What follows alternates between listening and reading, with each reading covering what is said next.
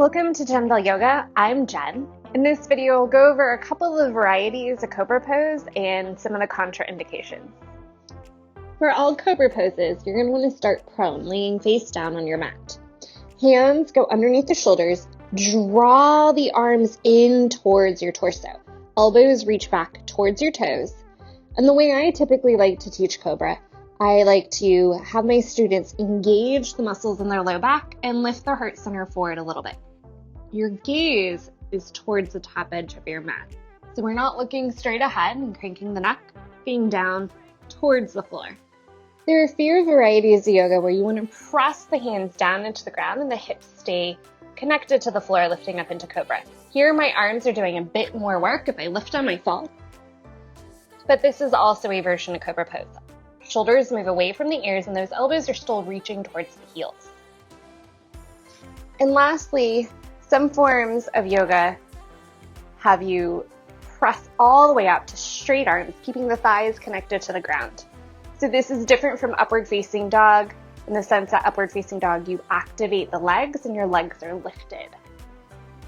Some of the few contraindications for cobra pose is osteoporosis and spondylolisthesis.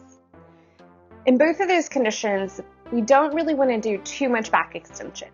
If you have spondylolisthesis in the lower spine, using the back muscles and only lifting the upper body should theoretically be okay.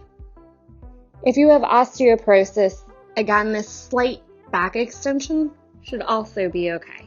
Make sure you check in with any physicians or providers you're seeing to make sure that this isn't contraindicated for you and your body. If you're an expecting mom and you're in your second or third trimester, cobra pose is also contraindicated.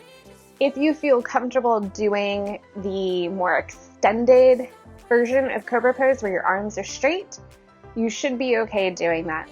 If you want to get creative, you can do cobra pose at the wall. It's another way to engage the back muscles with a lot less effort.